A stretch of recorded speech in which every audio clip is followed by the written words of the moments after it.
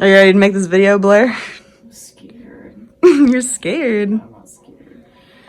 I was born for this. The camera, or do we look at each other? Let's look at each other.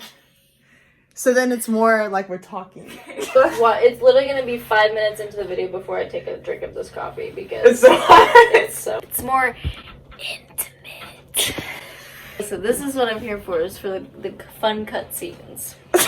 I'm here for the serious You're stuff. here for the serious stuff, the serious talk. Yeah, and Blair's here for the fun. I'm here for the fun.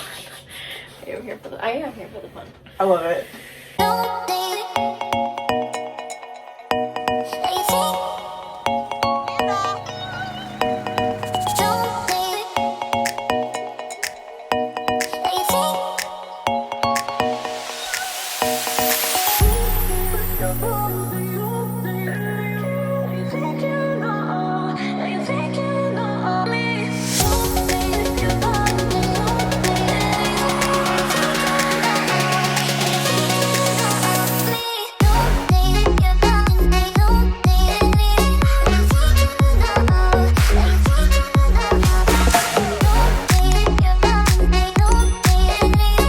Today I have someone really special on my channel. I've known all of my life, and so it is an honor. It's an honor to have you on my channel. Thank you.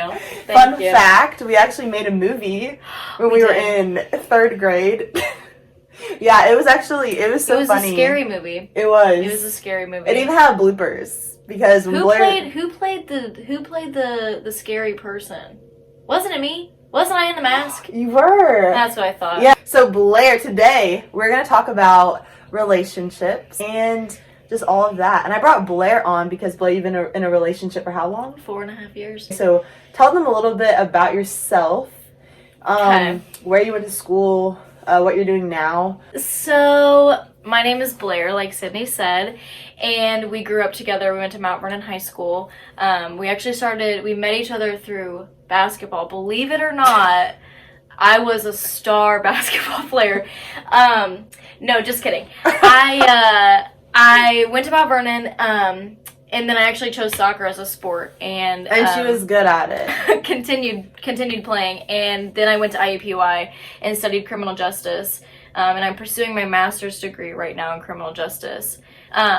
But I actually met my boyfriend senior year of high school, when he came to our school, when he came to Mount Vernon as a shadow student, and he didn't know if he was gonna attend, and he took a tour of the school one day, and all of my friends said, if he comes here, you totally have to date him. And I think that, like, there had always been, like, guys here and there that in high school you're like, oh, like he's cute. Like, then he actually ended up coming to Mount Vernon, and I totally was like, okay, yep, he's cute. So the funny thing about it that I tell a lot of my friends who have, like, kind of complicated relationships and they don't know, a lot of times people are like, I just don't know if I like him, like, I don't know, I don't know how I feel, and I say, actually and truthfully, before we started dating, Abe told me, I will give you 2 weeks to see if I like you.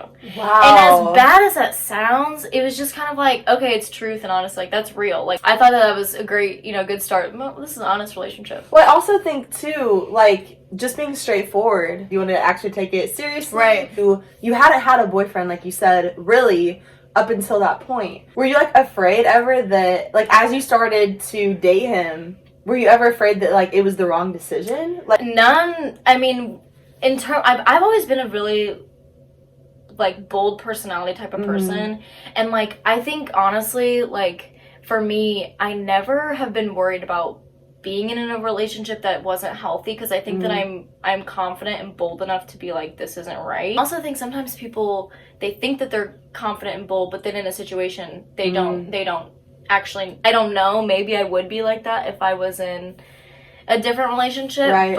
What has been the hardest part? So I've been reading into the enneagram. I've been reading the book, and so I thought it'd be really interesting. And I read it while we were on vacation together with his family. And I thought it'd be really interesting to see what our types were, and I know that like they say don't take the test and you just know, like read the book and really understand the different types. So I thought it'd be really interesting to see like how our types fit together. And so he's an 8, a challenger, and he's a challenger, and I'm a 3 wing 2. So I want success, and I also want to help people. And interestingly, 8s and 3s are like this, because the 8s, like, they feel like they want to control, but not in a bad way. Challenge conversation, they challenge things, and sometimes they lack that emotional aspect.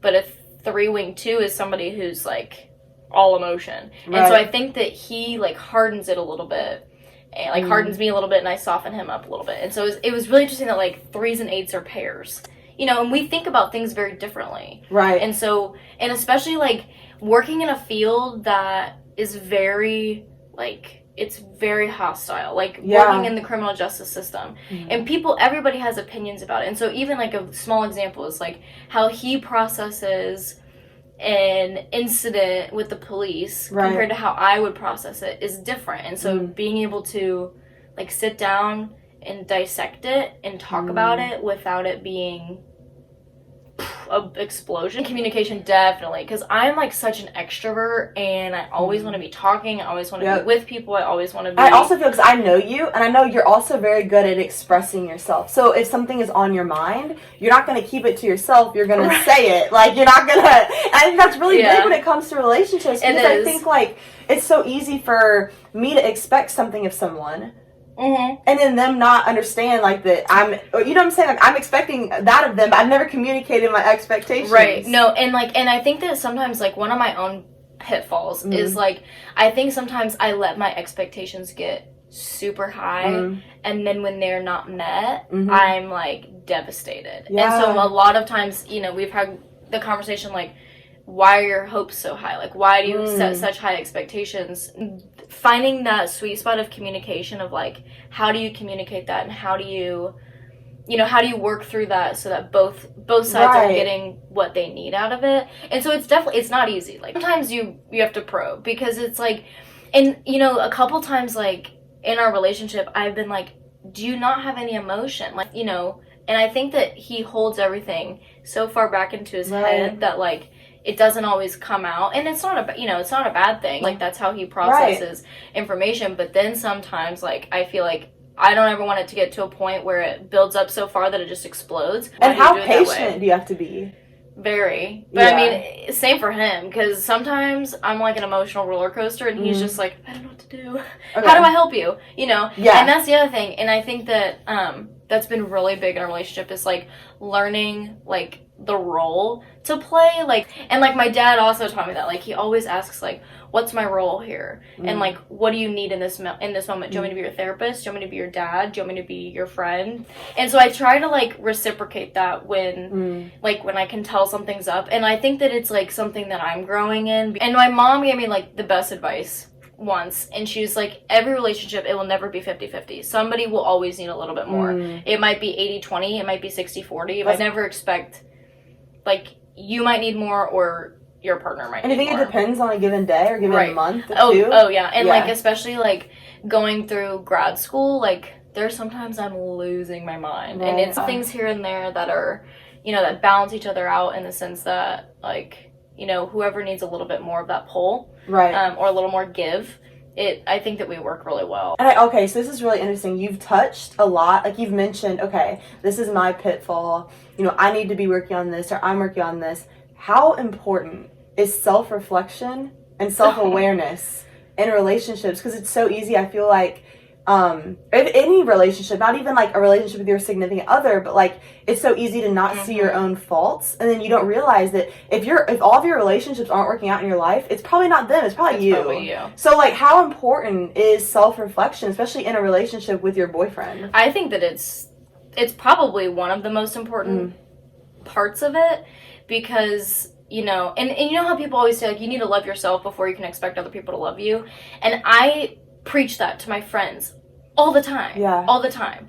And but for me, sometimes I have to sit back and be like, okay, what about myself, you know, do I need to work on to make sure that I have the full capacity for someone to love me, you know, like before I don't want to be loving someone to fill a hole that I have that's not so complete good. in myself. That's so good. And so I think it's really important, and that's why I try to like, I'm learning more about like myself and my personality and like how I interact with different people, not only in like a relationship with a boyfriend, but a relationship with friends, and like how like people like me do in relationships with friends and other people. So no, I think it's super important, because I can't help somebody else until I know what my core is. Why, you know, like what about, like, how do you know in a relationship that like it's working or it's good? And he was like, you know, when the other person, like, they put your needs above their own. He,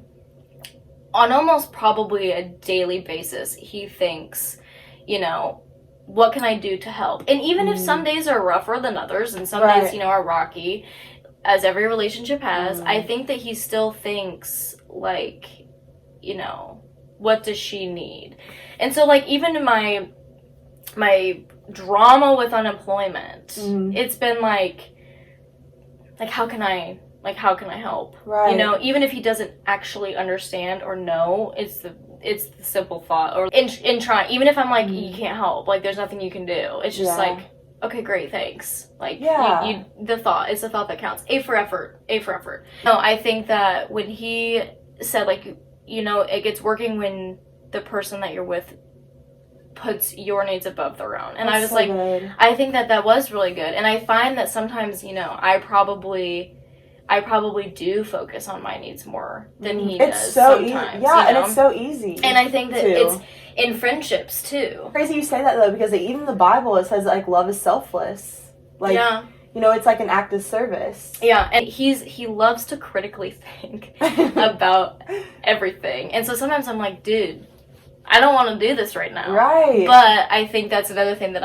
I'm trying to understand, like his passion for curiosity and his passion for knowledge, and like, you know, having the critical thinking conversation for 5 minutes. Right, to kind of connect with him in that way. Yeah, trying to be interested in things that they're interested in. Oh, what's a good example?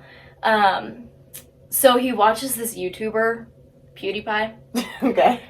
And I used to think it was like the stupidest thing ever. I was like, you are wasting brain cells. And then we were in a wedding together, and we actually walked in to one of PewDiePie's songs together. Like, a big step, right? Of like becoming interested in what he's interested in. But like now, like I'll sit and watch a YouTube video with him about him. So it's like, and I actually think it's funny. So I think when you like purposely try to become involved, or you try to be interested, you oftentimes find that you probably are a little bit interested in it, because you know, if you're in a relationship with someone and that's something that they care about, then, you know, you want to care about it. You want to care about. Like, it's not everything. You know, sometimes he'll want me to watch, like, him play Luigi's Mansion on his Nintendo Switch, and I have a million other things I'd rather do. But, you know, the 10 minutes here and there, like, it makes a difference. So, you're talking about sacrificing, whether that's, like, your time, or, like, your energy, or just even doing something that you don't want to do, in order to connect with him, in order to make him feel loved, in order to like take interest into what he's doing. Because I feel like sometimes we can be so focused on ourselves, and then it's like they need to be interested in what I'm doing, and like they need to hear about my day. But like I don't really want to actually spend time with them doing something I don't actually want to do. I thought it was really cool what you said, because like I think that's so important, because he knows that you care. And your sacrifice. And I think a relationship is really sacrifice. It is. So you mentioned earlier, this is like at the beginning, and you're talking about how you had to like rip up your expectations. You had all of these high, maybe realistic, some unrealistic expectations. So can you like talk a little bit about which ones that you had to like really sit down with yourself and be like, okay, maybe these aren't very realistic. Maybe I should like get rid of this, or like, you know what I'm saying? Like, what were some of those expectations you had of like your relationship in general, or of Abe? Yeah. So I remember, and you probably remember this, we used to make these like checklists of everything we wanted. All of our friends, you know, and it wasn't even like we all talked about it. It was like they have to be this. It's like our checklist. Like, you know, and it's like I think that that's important to a point that you have standards, and standards are fine. You know, you want someone who is educated or that you think that you need to a point. But at the same time, like, no one is ever going to be picture perfect. They might be on Tinder, but they're never going to be, there's going to be things that come up that you're like, oh, you don't like. Is this something that is I work through, or is this something that I don't?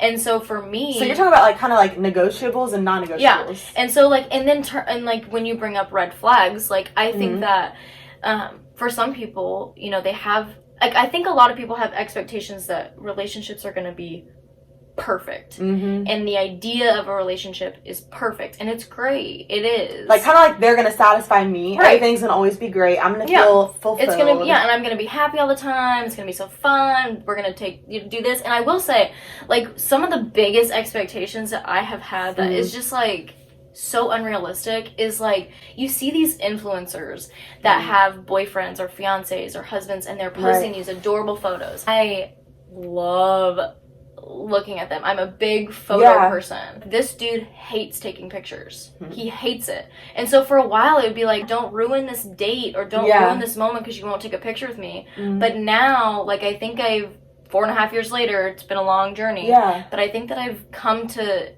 enjoy the moment. Ooh, and if a picture comes from it, it's great. And so sometimes, you know, he'll be like, hey, did you want a picture?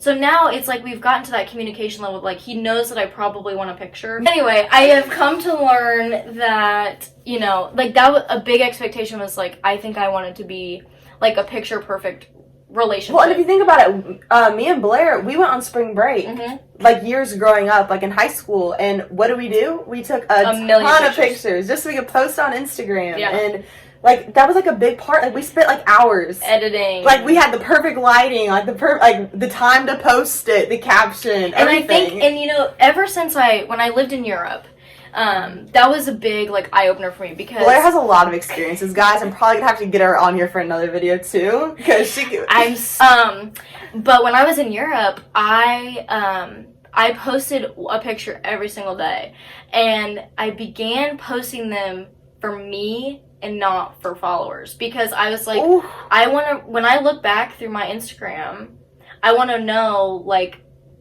it's a story. And so that's what I did. And so on vacations and stuff, like, yeah, you know, it's nice getting likes and stuff, but like, for me, the theme on Instagram that I've created is like, it's me. Like, it's me. And people will message me, or they, you know, my friends are like, dude, I just looked at your Instagram the other day and it's so good. Wow. And I'm like, okay, great, thanks. And like, I'm not some super famous influencer, because I just really don't care. But see, I think, okay, this is not even about relationships. This is totally off topic, but like, honestly, I think that is what draws people to you.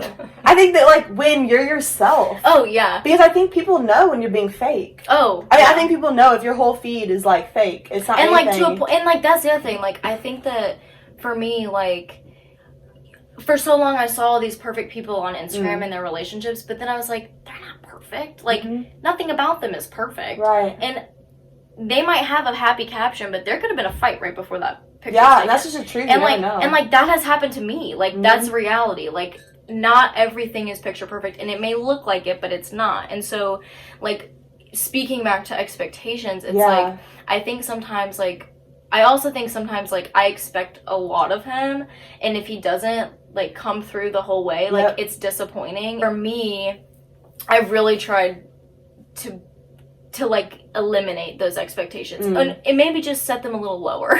I'm such a person that's like, I'm very specific about certain things. I do have high expectations, and if they're not met to my standard, then I get upset about it. But in reality, like, he might not be able to meet my expectation. Right.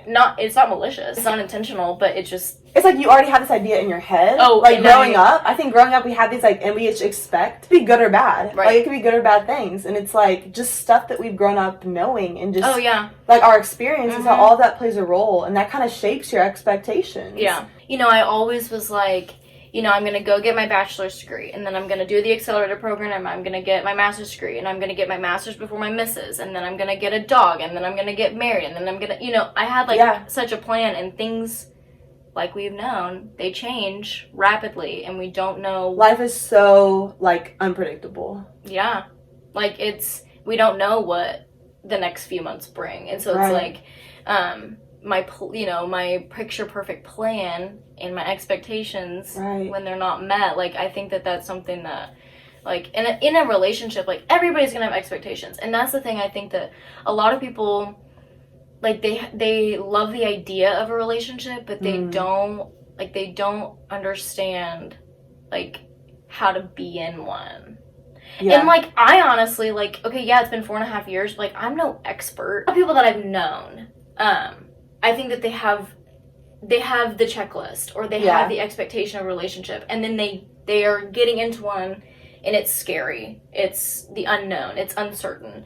And that terrorizes people. And it, but then I look back and I'm like, dude, this kid told me that I had 2 weeks. 2 weeks. That was it. And then I was either I was to stay or I was to go. That's why I always, and I often find myself telling people, like, just give it a shot. Yeah. Like, give it 2 weeks. Mm-hmm. The 2 week trial. Yes. Give it the 2 week trial.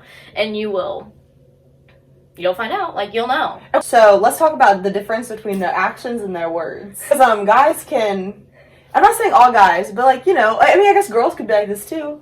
Like, we can say one thing and not even be on that page, like, with our behavior. So, like, if a girl is going into a relationship, or so she thinks, because a guy is saying X, Y, and Z, but then if they get into a relationship and he isn't acting like that, like, how do you, like, what would be some, I don't know, like, advice? I'm trying to think, because, like, the good thing about my relationship is I never had that problem. Right. That's really like, good. I never was worried about, he says this thing but's doing it differently. Because his actions kind of always aligned with his words. Yeah. And so I think that, like, honestly, the biggest thing is, like, communicate. Because, and I get that, at the beginning of a relationship, it's kind of like, oh, like, what do I do? What do I do? But also, that kind of goes into the red flag things. Like, if someone's like, hey, I want to date you, and then you start dating and they're, like, not about it, it's like, what does that tell you, not only about their character, but, like, about what they think of their relationship, or if they even want it? Because I think some people,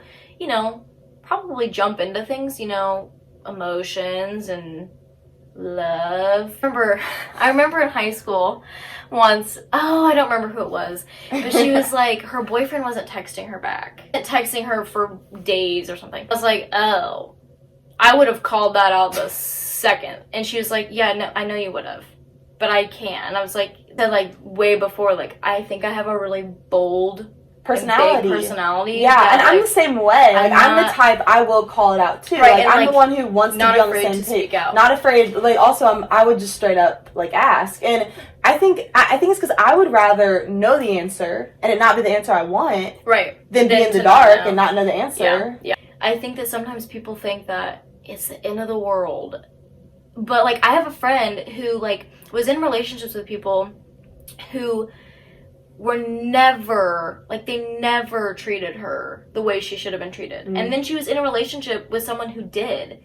And, yeah, it didn't work out, but, like, he taught her the way she's supposed to be treated. Right, and she finally, for the first time, like, felt like she was meaningful to someone. And that was like, okay, your relationship didn't work, but, like, you grew and you learned and you understand, like, more so what you're gonna look for in a relationship. And so even though, like, yeah, it sucks and, like, it's sad, it didn't work out, but at the same time, like, you have so much more potential to be in such a better loving relationship. I definitely think that like, that's definitely a big thing for some people. Yeah, and I think it's like they have to realize that that's how they deserve to be treated. But like I said, I think it all goes back to, like, what you've experienced growing up, and then you've seen, I think how you, like, the relationships around you. I agree also. If your parents don't have a healthy relationship, then you never got to see that demonstrated. Right. Or, like, if your friends don't have healthy relationships, you never, like, you expect your relationships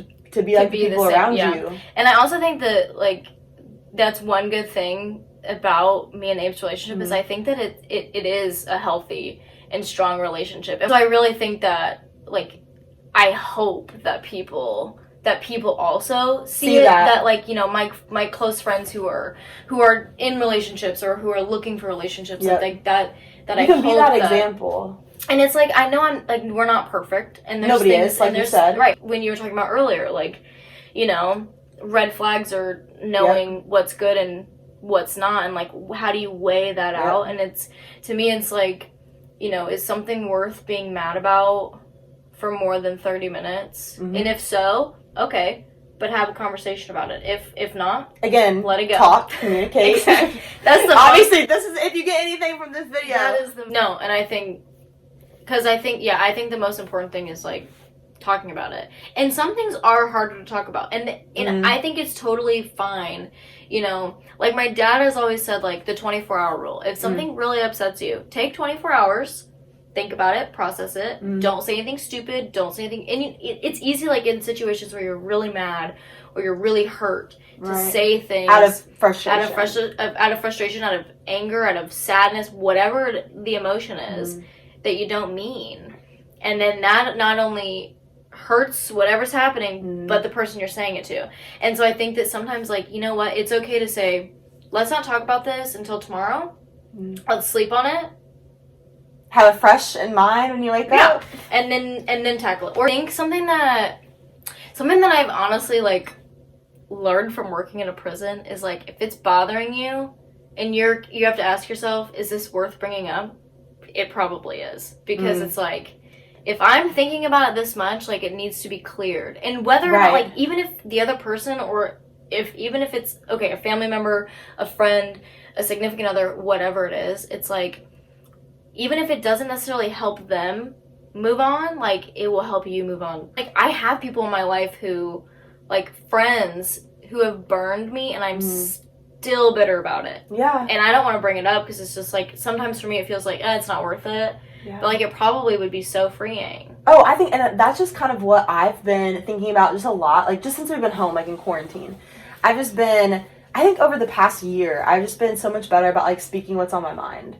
And I think the more that I'm able to do that, it's like, the more I say the words, the less the words have a hold on me. Oh. And it's like, the more it diffuses the power around those words. A guy in prison, one of my mentors in there, he actually told me once that the longer that you let someone live rent-free in your mind, they will always have control over you. When I start making people pay rent in my mind for sitting in there, then I'm in control. Right. And so that, exactly what you said, like, the longer that I let something dwell and live rent-free within me, like, it has all the power. A problem with friends, with a boyfriend, anything, is like, I think that totally applies. Like, just speak up. I was say, I think it helps you. Oh, because it's not even letting them off the hook. It's just, like, freeing yourself. Like you said, you talked about someone paying rent in your mind. Like, you're the one that's in control. Like, you have to take control over that. It's like, you should never put your happiness into someone else. Like, you should and find, like you said at the very beginning of this video, you're like, you have to find it in yourself. Like, you have to find your relationship, or not your relationship. You have to find your happiness in yourself. Yeah, and before you can go and, like, truly love someone. And no one can be, and that's the other thing, no one can be in control of your happiness. You know, they can contribute to it. They can contribute things to it, but no one can make you feel a certain way. And that's so key. I think that sometimes, like, in arguments or in discussions, like, people are so quick to say, like, you made me feel bad, or you made me feel sad, or whatever. And, like, yeah, you feel that, but, like, no one makes you feel anything except you. Things that people, you know, things are hurtful, and things are sad, and things are mean. And that's something that, you know, there's room for communication about. But I think that, like, no one can control your happiness but you. You know, they can totally contribute to it, because I will say, Abe makes me one heck of a happy person. I totally agree. But he's not the sole reason, or, you know, he doesn't control my mind. Because then you'd be on a roller coaster. Oh, yeah, and I would be idolizing him. Oh, you know? So it's like, I think that it's really important to really feed into that, and to understand that, like, you know, no one's in control of you, you know. That's so key. I mean, no human is in control of it. You know what I mean? Yeah, because But, you can't find, like, because anything can, like you said, we talked about before, life is so uncertain, like, and I hate it, but, like, bad things happen, and people get taken, and, or, you know what I'm saying? So it's like, you can't, if you put your hope into someone, if you put all of your, like, everything into someone, like, that person, like, can always leave, like, your life, and, like, hopefully they don't. You don't want your whole self to die, Right. you know, because, like, of that relationship. Like, I don't think that's healthy. Right. I think you can love someone a lot. Oh, you know? absolutely. And I think, like you said, it can contribute, but, like you said, your whole life would be a roller coaster if it was all based off of Abe. And it shouldn't revolve around one person. You know, I think that would make me incredibly unhappy. Yeah. You know, to constantly be thinking about how someone, you know, everything they say and how it influences me, or everything I say and how it influences them. I think that it's like, you know, finding that balance of, like, and I think that's the other thing, like, a balance in a relationship, and, like, how do you work together, and how do you communicate, and how are you around each other, and, like, and stuff like that contributes to your overall happy meter. Oh, yeah. Whatever, but that it's not one person with a remote control saying happy, sad, mad. How are you guys intentional about, like, growing together, whether that's, like, spiritually or just, like, in your relationship with each other, or, like, with God, or, like, do you guys do anything together, or do you guys just keep it separate? Like, I don't know, like, how do you prioritize, like, not putting him, like, as the very first thing in your whole entire life and idolizing him? Right, like, you know? Right, no, because it could be easy to fall into that. Yeah. He grew up in a Christian home and a Christian school, and he knew so much. And at first that was really intimidating to me, because I was like, oh, like, he knows everything about the Bible, like, he knows everything, and, like, it didn't push me away, but it did make me feel like maybe I need to do this on my own first. So then right before I went to Spain to live for a couple months, we would go to Lincoln Square up on Fall Creek area, and we would read the Bible together, and we would pick a different book or a different chapter of a book each time. And so hearing him, like, talk about it with such confidence and such, like, poise, to me that was like, oh my gosh, like, this guy, like, he can lead. Like, so with being both full-time students in school, it's difficult, and I will say, like, there's some times where I'm like, oh my gosh, like, I need to dive back in, like, I need to get back to it. But I think for us, like, growing together, like, for me recently, like, it's been reading about the enneagram, and I have a awesome daily devotional. I don't remember who it's by, but it's super relevant stuff right now, it feels like. And so we've been reading it, and, like, we read it separately. Yep. And then it has, like, an extra reading edition, or, you know, part. Right. And so then, like, we read that together and, like, kind of, like, talk it out. And it doesn't take a long time. It's not, you know, it's manageable. It's manageable. And yeah, there's some days that we don't do it, and that's reality. That's okay, yeah. But like, I'm new to this and I don't quite get it. But, like, the way that he approached it, in the sense that it was just so natural, and he was so poised when he spoke about it, like, he wasn't proving that he knew more than me. Right. Like, he was just sharing the word. And then, like, I got baptized at the church that they took me to, and so it's, like, now, like, that pastor is so, like, he has spoken so many great things, that it's, like, what if I want him to marry, you know, marry us, like, stuff like that is, like, grown from that little seed that he planted in my heart with God, like, you know, that grew. And do you think your relationship has gotten stronger because of it? I think that, honestly, like, had I not been with him, I probably would have idolized someone, because I didn't know what loving God was supposed to look like until I met him. And so I think that he has shown, like, that's who you put first. And so now, 4.5 years later, like, I get it, and I understand it, and, like, that's something that we, like, are journeying on together. And, like, there's always room for more, you know, more. We'll never be there. Be there, but it's at least, like, it's a start. Something fun to do, and it's, like, you're learning more about each other through, like, scripture and prayer, and it's, like, it's really quite humbling. So, earlier we talked about red flags. like we talked about how if someone's words and actions don't align, how that can kind of be like a red flag. What are some other red flags that you can think of, whether you've experienced them or you've like known people who might have walked through stuff? I think the biggest is manipulation. And like when someone tries to get you, when you start doing stuff that you're not comfortable with because someone else is asking you to do it, and I think that sometimes, honestly, the manipulation is probably, it's not probably malicious at the beginning, but they want their partner to do something that they want them to do, right? But the partner might not be super willing to do it, so they're trying to find ways, like, how can I maneuver around and get you to do what I want you to do? You're doing things you don't want to do, and you're letting someone control. So the biggest thing is like, having worked in a prison, the biggest training that we receive is manipulation training, because these guys in prison, they might manipulate you to bring contraband into the prison. Now, a relationship is different in the sense of like, you're not manipulating me to do illegal activity. You might manipulate me into doing something that I'm not comfortable with. Trust in relationships is so big, and if you're in like a month-long relationship, like, I understand that it takes time to establish trust in a sense, in a level of foundation of trust, right? But how can you ever trust someone if there's no trust given at the beginning? So for people who constantly have to go through each other's phones, or they have to know, you know, who they're where talking they are to at all times, like, it's things like that. Like, yeah, it's nice to know, like, okay, hey, what are you doing today? Oh, I'm gonna go to my parents' house, gonna go watch the Blue Angels, and then I'm gonna come home. Like, okay, cool, great, have fun.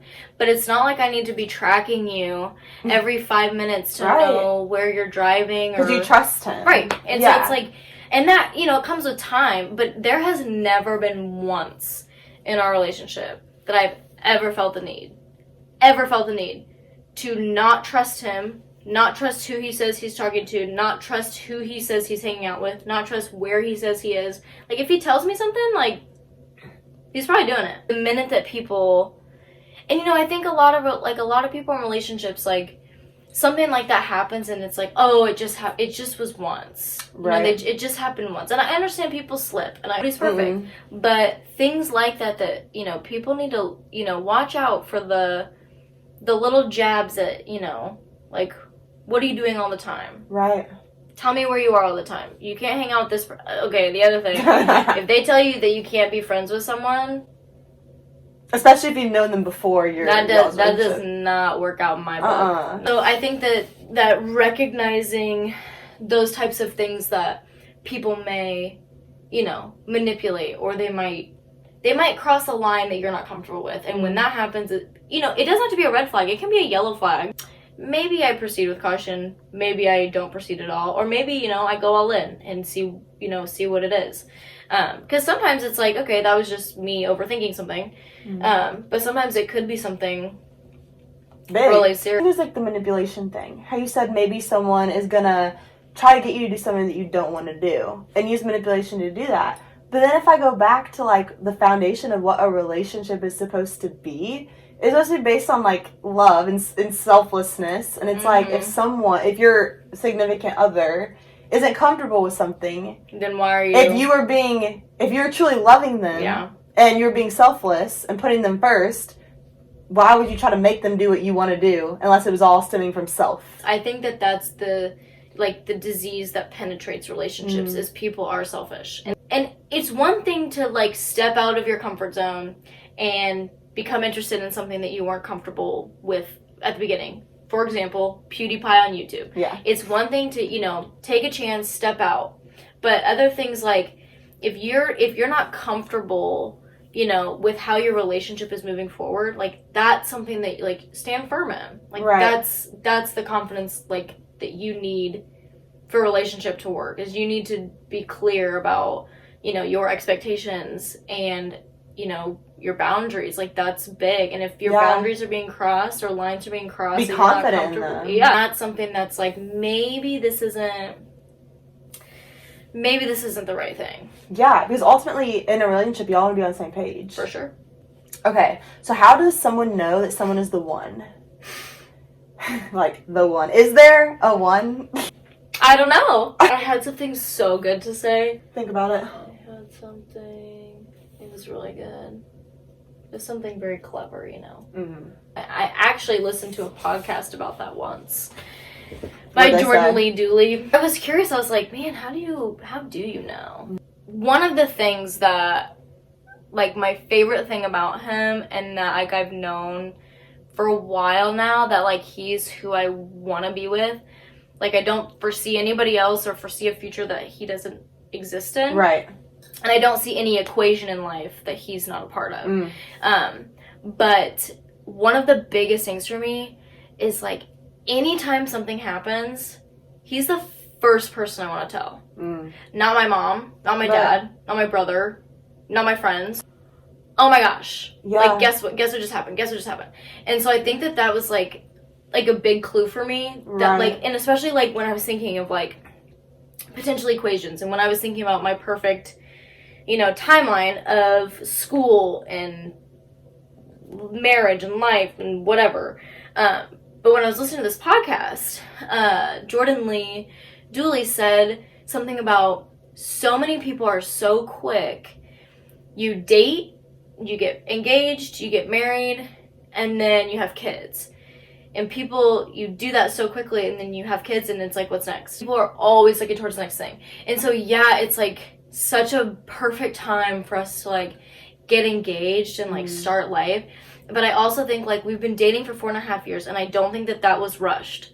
I don't think that we've been constantly looking Besides his 2 weeks, was like, yummy. He's like, you have 2 weeks, you have 2 weeks. No, I like that. It's okay. No. So often people are so quick to the next thing. And I think that we've really, like, enjoyed this season of, like, being boyfriend and girlfriend in a relationship and growing that way. And, like, that's the other thing, like, when we get engaged, we do. And, like, hopefully it's sometime, if you're watching this. Abe. Put a ring on the hand. There's no equation that he's, you know, A plus B equals C. Like, there's no A plus Blair equals...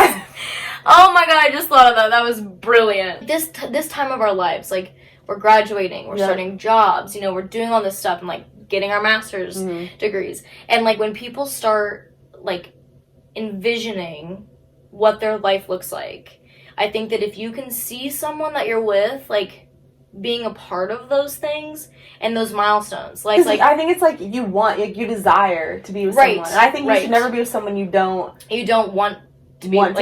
Sadly, I think there are people who are with people they don't really want to be with because they check all the boxes. They check, or it's like they're picture perfect on Instagram. I do, like, I think that it's like, you know, we come across to the public or we come across to our friends and family as, you know, we're perfect. And, like, I think that me and Abe have, like, done a pretty good job of, like, showing our family and friends, like, we're not perfect. Like, if we've had moments, it's not like, it's not MTV. It's way more real than that. But I think that, like, in terms of people knowing, like, it's like they say with wedding dresses or colleges, like, when you know, you know. And so it's like, okay, for example, people who pick colleges and then change. Like, I transferred. You thought you knew. Yeah. And it wasn't right, but you learned what you wanted along the way, and then you found what you really wanted. So that doesn't mean, in my opinion, I think that doesn't mean you just go and date whoever just because whatever. No. Like, but, like, obviously if there's an intention, like, I think that this person could be, right. And then it's so not, like, you learn from it. And it's always a learning experience. When you know, I really think it's, like, truly one of those, like, when you know, you know. Like, you feel a certain type of way. And, like, I don't know what other people have felt, like, in their relationships when they're like, yep, he's the one. He knows, like, if I'm, like, really quiet about something and I kind of have a little sniffle, he's like, you crying? Yeah. Like, he knows, you know, like, he just knows me so well, that, like, I think also, like, once you establish a connection like that or a relationship like that, it's just, like, it's almost like an unbreakable bond. Yeah. Like, it feels like nothing could break it. Something else. You just talked about, you talked about how he knows everything, how it's like an unbreakable bond.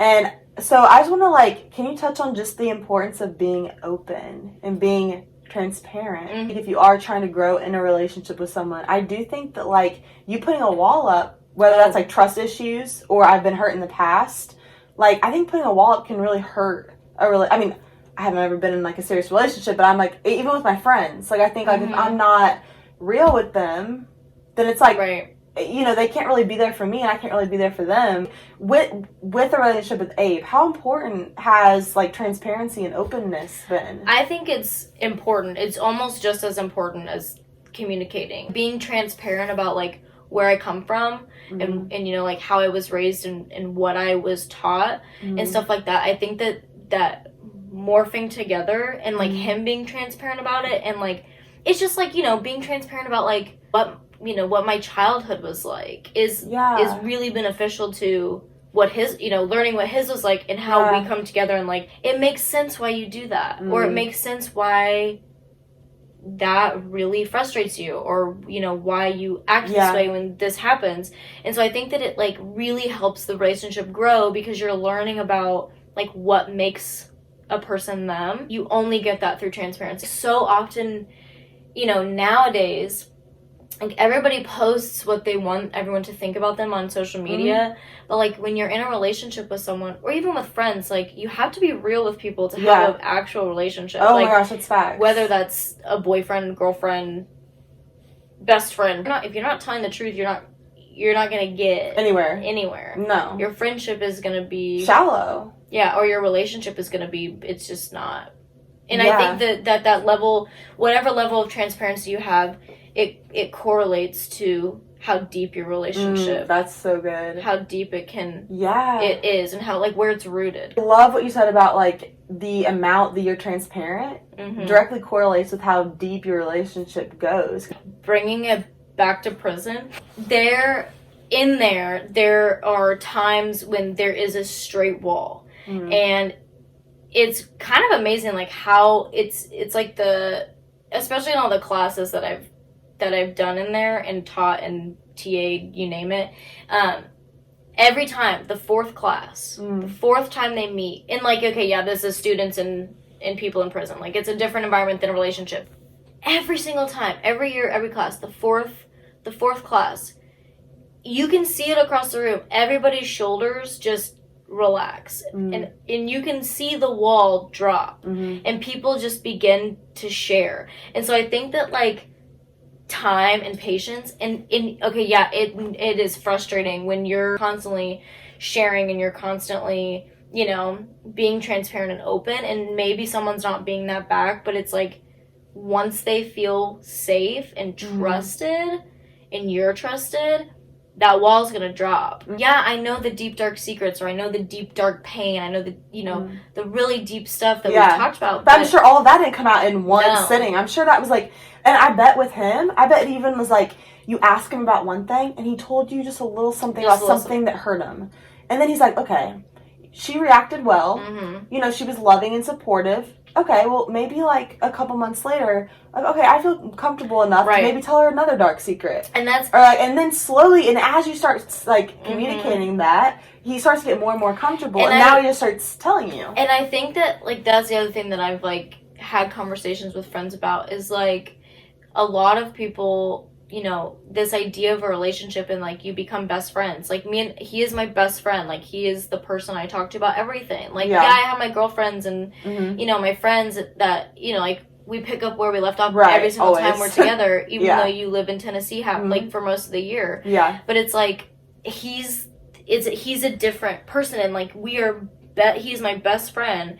But, like, it took a long time to get there. And so I think that when people have this expectation that, you know, your boyfriend's your best friend and you do everything together and he knows everything about you, like, there's still stuff he's learning about me, even though it's been 4.5 years. Same thing. Yeah. Like you said, sometimes it is, I think everyone has their own process, their own journey. They do. And so I think that if it takes one person a little bit longer, like, okay, like, be willing to work with it. And if it takes too long, then okay, it's not right. It's not meant to be. And, like, okay, like I said earlier, how transparent you are and how deep you, like, how much trust you have, and all of that pours into how deep your relationship is. And your relationship can't be like the iceberg that sunk the Titanic after 3 dates. Like, oh, another thing, it didn't only just take time, it took a lot of investment on y'all's part. oh yeah, Like, yeah.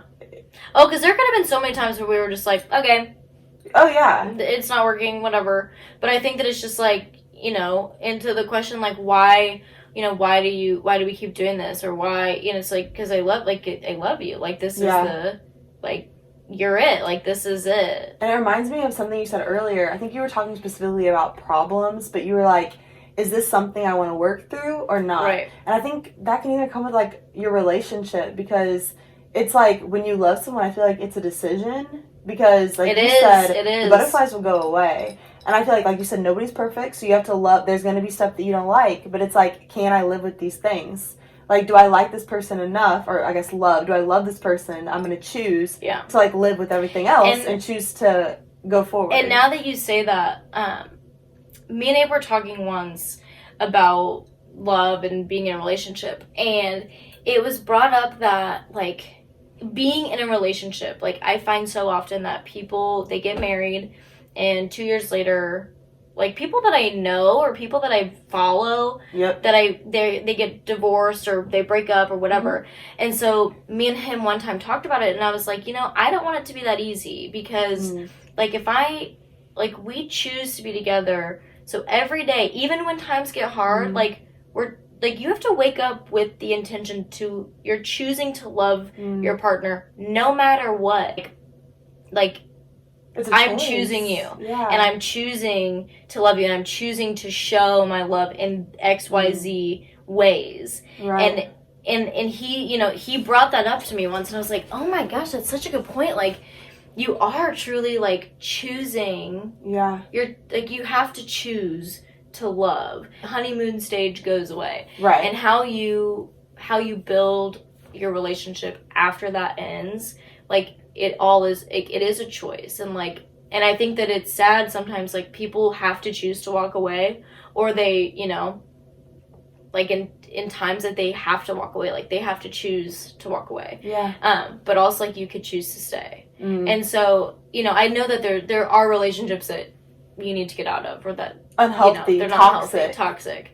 But the relationships that get a little bit tough or a little bit rocky, like, choose to love or choose to stay. And, like, I think that, because I think the grass is not greener on the other side. Exactly. I think people are going to find, like, okay, maybe that, like you said, it's hard in this moment. But, like, maybe in another relationship, it's not going to be any better. There's going to be something else that you're not going to like about that. And then if you are married, like, 4 and 5 times, well, at that point, maybe it's not that person. Maybe it's something that you need to work on. Like, for sure. And we all have stuff we need to work on. So, you know, like, and it goes back to what you said, being self-aware. And, like, how important that is, because sometimes it's like, there are things that we don't see about us that aren't the best. Right. And that's affecting the way we can love and how we can be loved. Exactly. And I think that it all comes back to, like, you know, I think that we all have things within ourselves that it might be a hole in our heart or whatever it is that we're missing something. And no person can come along and fix it. Being self-aware and understanding, like,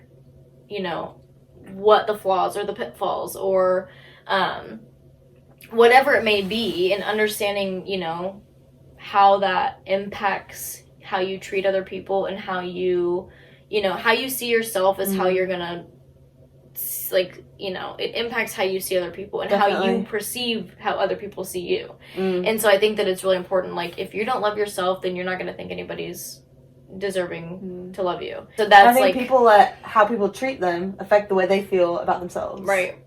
When actually, like you said, it's a reflection of them. Yeah.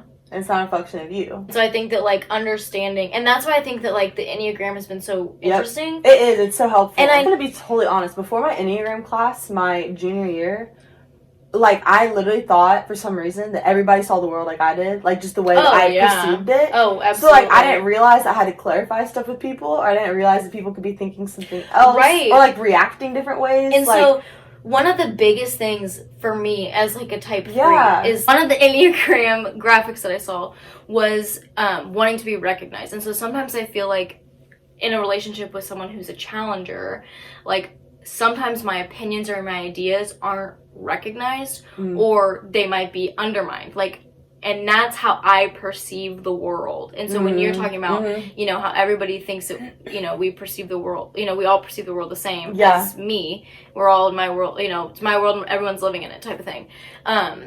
But for me, it's like I think sometimes I was also under that impression, and like, or you said something and you should know that this is how I process it. And so I think that like being able to understand like how he thinks, and specifically talking about our relationship, like how he thinks and how I think and how they come together. So like when I'm standing up for myself because I think I'm being undermined and not recognized what I'm saying, he feels like he's being attacked. His knowledge is being tested or challenged. When in reality, I think that he's challenging me because he's a challenger. And so it's like a big circle that like literally could be so simple. It's like perception and like communication. And understanding like the other side of it. And so now that I understand that like it's not intentional that he's, you know, saying factual information, you know, to rebuttal what I'm saying. It's not malicious. It's not to put me down. It's that, like, that's the facts as he knows them. Right. And it's not him saying I'm stupid. Right. It's him saying, okay, this is my opinion, and this is what I know about it. And so it's been really interesting, like, and I will say I've learned the enneagram in the last, like, 4 months. I've really read about it in the last 4 months. But we've been thinking each other, understanding our worlds for 4.5 years, and that's just... I think it's too, like, love languages. Because, you know, some people, like, I know for me, mine was always words of affirmation and quality time. And then, like, I know my mom's is acts of service. Helped me to help, like, to know how to interact with, like, even my mom and stuff like that. For her, like, going out and running an errand for her, or, like, helping her when she's really busy. Like, just understanding that, like, has really helped me to, like, love her better. And then I think, like, for me, just, like, being with someone, like, just being with you tonight, like, quality time makes my heart happy. No, same. And, like, I don't know. And it's interesting because, like, I think that me and Abe we're very together on our Enneagram types, but love languages, like, his is physical touch, absolutely. And he always wants to be, like, on you, And I literally am like, stop touching me. Like, I don't want to be touched. And, like, it's an interesting dynamic that someone... And, like, I'm all about quality time, but, like, his version of quality time is, like, sitting right next to me. Right. And so it's, like, trying to balance that. It's comical and it's funny, but also at the same time, like, my words of affirmation, I think, totally goes with my type. You know, that's just not... Like, that's not the first thing that comes to his mind. And I think, I also think it, like, balances us out. There's always room for, you know, more compromise. And like you said, like, you have to, like, maybe sacrifice. Right. You know, if you're like, I'm not really feeling the affection tonight, but it's like, he really wants to lay with you, or, like, you're like, oh, you know, for him, maybe it's like, he might not naturally think, like you said, to, like, I need to affirm her, like, I need to tell her she's beautiful every day. But he has to make that conscious decision to be like, okay, but, like, this is how I'm going to show her that I love her, and this is how I'm going to make her feel good about herself. And I think in a relationship, a lot of it is, like, bringing out the best in each other.